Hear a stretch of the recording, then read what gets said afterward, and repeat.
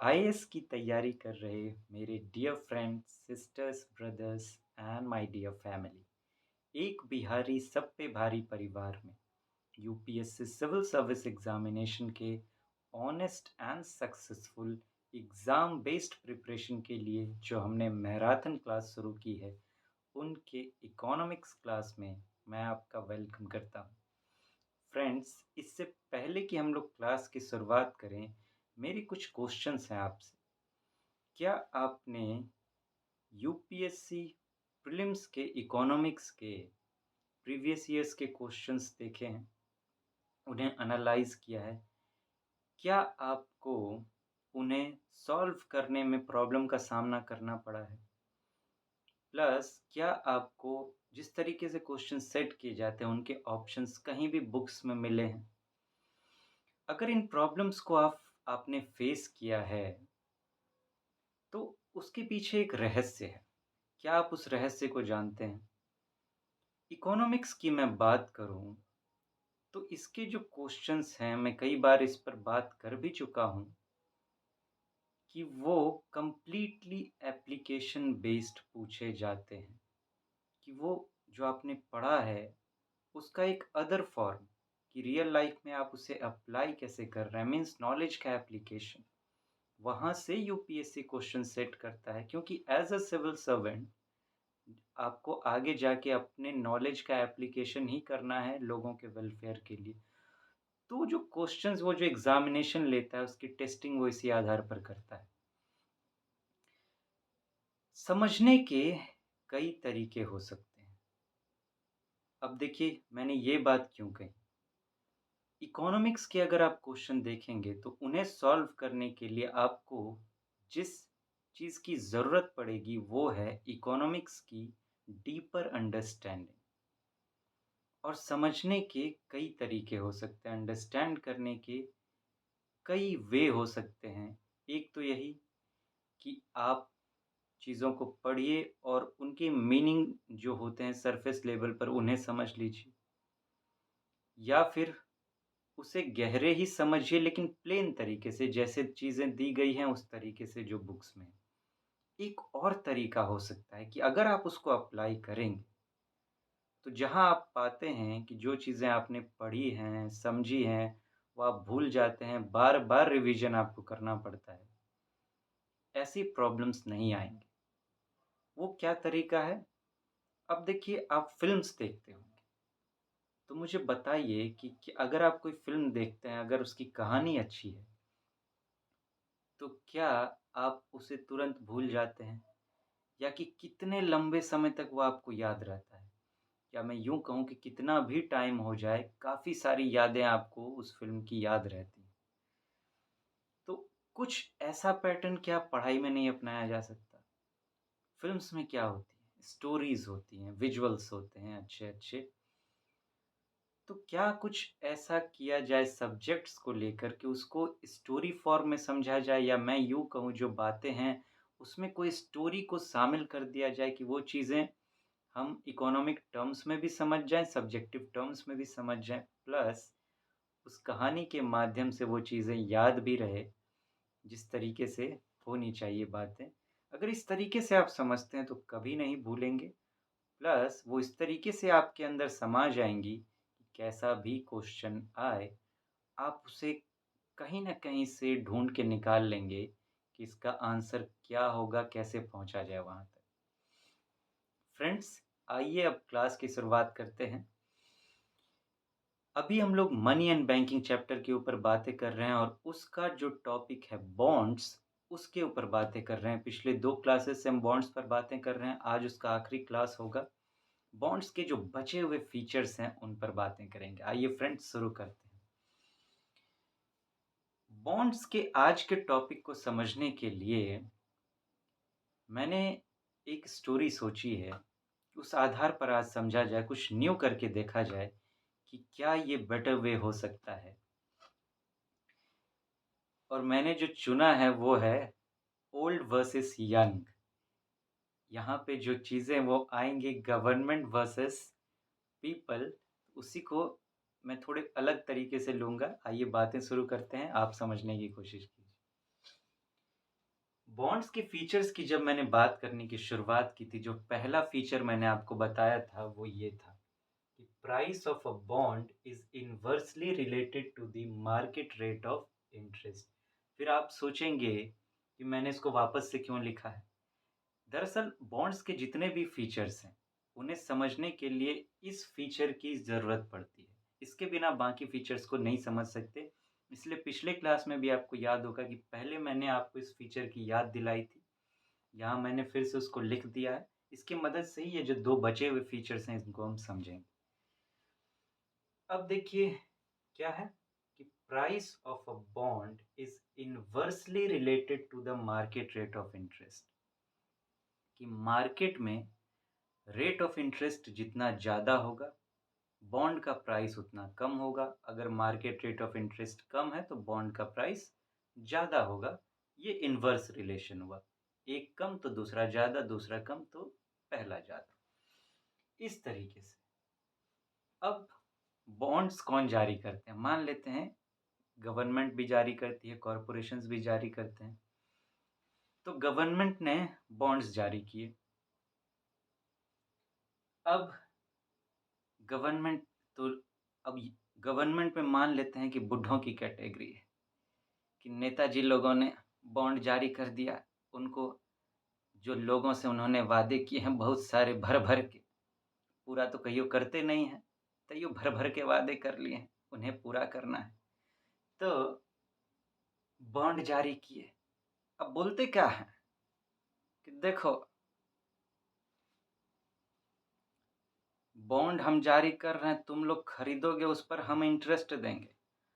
अगर बॉन्ड का पैसा ज़्यादा दिए हम लोग, तो इंटरेस्टवा तुम लोग को कम देंगे। अगर तुम लोग इंटरेस्ट ज़्यादा लेगा तो देख लो, बॉन्ड का प्राइस ज़्यादा नहीं देंगे। तो लोग सब सोचा, जवन का सब, ये बुढ़ा सब तो बड़ा चालू है रे। बाप रे बाप, देखो घपला मार रहा है। कह रहा है कि इंटरेस्ट ज़्यादा लेना है तो बॉन्ड का प्राइस कम देंगे। अब बॉन्ड का प्राइस कम लेना है तभी इंटरेस्ट ज़्यादा देंगे। इतना बुद्धि लोग को आया कहाँ से रे? करता क्या है? जरा पता लगाओ तो। हौ का कहें, दिन भर खैनी रटाते रहता है। 80 चुटकी 90 ताल, रगड़ के पीड़ा मुंह में डाला, फिर पीड़े का देख कमाल। उसी का झोल झाल है ये सब।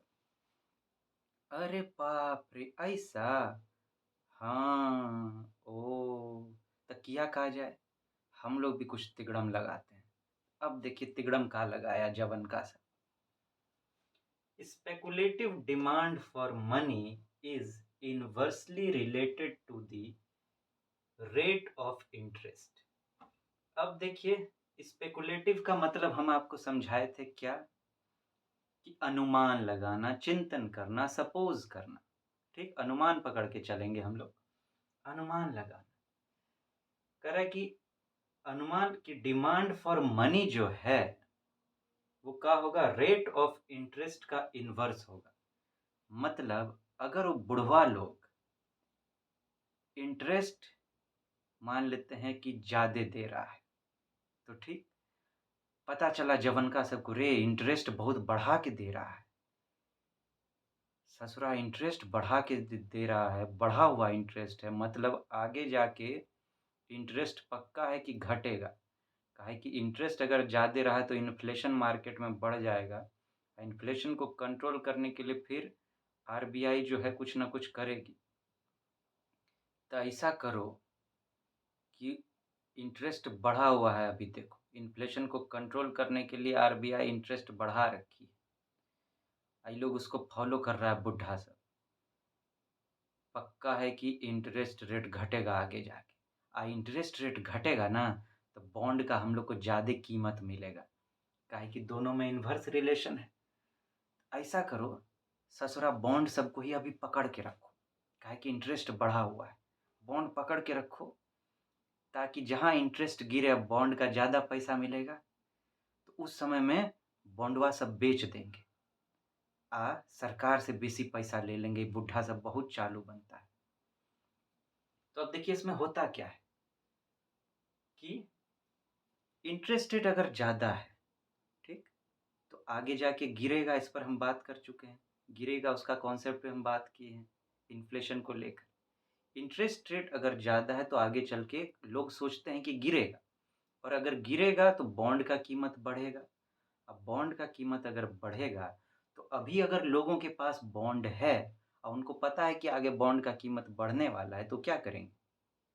बॉन्ड को रोक के रखेंगे कि जब कीमत बढ़ेगा तो बेच देंगे और फिर से इसी का उल्टा हो जाता है। मान लीजिए इंटरेस्ट रेट कम है, तो अभी लोगों को बॉन्ड का ज़्यादा कीमत मिल रहा है। जवन का सब सोच रहे, अरे बुड्ढा लोग अभी बॉन्ड का ज़्यादा कीमत दे रहा है, काहे कि इंटरेस्ट रेट कम है। लेकिन इंटरेस्ट रेट हमेशा तो कम रहेगा नहीं, आगे जाके बढ़ जाएगा, तो बॉन्ड का प्राइस फिर ही हम लोग को कम देगा। तो ससुरा ऐसा करो, गवर्नमेंट को अभी बेच दो बॉन्ड, ताकि ज़्यादा पैसा मिल जाए।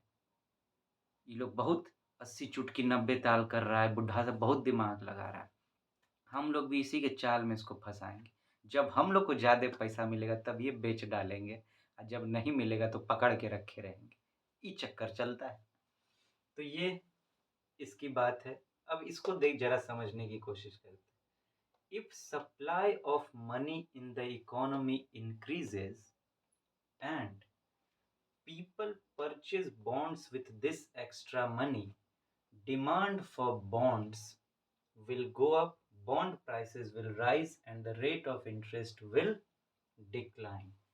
अब बुढ़ा लोग सोचता है कि जवन का सब तो हिला दिया, अब क्या करें? कट्ठारो छोड़ेंगे इसे थोड़े। ये लोग खाई के पान बनारस वाला करके हम लोग का हालत खराब किया है, हम लोग का खैनी का लुक बिगाड़ दिया ये लोग। अब ठारो कुछ करते हैं, फिर से जरा पीड़ा लगाओ कुछ। तो अब क्या कर रहा है कि अब देखिए, जब बॉन्ड जारी किया तो लोग बॉन्ड खरीदा तो सरकार के पास पैसा आई, बुढ़वा सब के पास पैसा आया। तो बुढ़वा सब का सोचा कि ऐसा करो, अब जो पैसा आया है इसको प्रोजेक्ट सब में लगाओ, मार्केट में मनी सप्लाई को बढ़ाओ। तो अब प्रोजेक्ट में लगाएगा, इन्वेस्टमेंट करेगा, तो मार्केट में मनी सप्लाई बढ़ेगा, काहे कि पैसवे से तो प्रोजेक्ट के लिए सब सामान खरीदेगा, तो मार्केट में मनी सप्लाई बढ़ गया। अब जब मनी सप्लाई बढ़ गया, लोगों के पास पैसा आ गया, तो ये जवन का सब का सोचेगा, अरे पैसा आ गया, चलो फिर से इसका बॉन्ड खरीदते हैं, इन लोग का हालत खराब करेंगे। बॉन्ड खरीदने सब पहुंच गया, तो बॉन्ड का डिमांड बढ़ गया। डिमांड बढ़ गया तो क्या किया सरकार, बुढ़वा सब, कि बॉन्ड का कीमत बढ़ा दिया कि लो खरीदो। अब हमको ज़्यादा कीमत चाहिए, कम पैसा पे बॉन्ड नहीं देंगे, ज़्यादा कीमत चाहिए। अब ज़्यादा कीमत ले रहा है, कह रहा है ज़्यादा। अब तो जो ज़्यादा कीमत लिए हैं तो तुम लोग भी बाद में हमसे ही ज़्यादा कीमत वसूलेगा बॉन्ड के बदले में, जो तुम लोग इन्वेस्ट किया है। तुम लोग को इंटरेस्ट थोड़े ना ज़्यादा देंगे, फिर इंटरेस्ट घटा देंगे। तो इंटरेस्ट, बॉन्ड का प्राइस घटा तो इंटरेस्ट कम कर दिया कि इंटरेस्ट कम देंगे। दोनों में से एक के फायदा ना लीजिएगा। तो बुढ़वा लोग ई चालाकी लगाया। अब जवान का लोग फिर खिसिया गया, छोटा लोग को छोड़ेंगे नहीं, बुढ़वा सब बहुत खच्चड़ हो गया है, आने दो होली। ये लोग के धोती में ना रंग छिड़क देंगे, धोतिया में ये लोग का बम फोड़ देंगे, छोड़ेंगे नहीं लोग। तो ये लोग को बम फोड़ने दीजिए, हम लोग फिर मिलते हैं, फिर और अच्छे से समझेंगे चीज़ों को। तब तक आप अपना ध्यान रखें। Take so very good care of yourself. See you soon. Thank you so much. Have a nice day.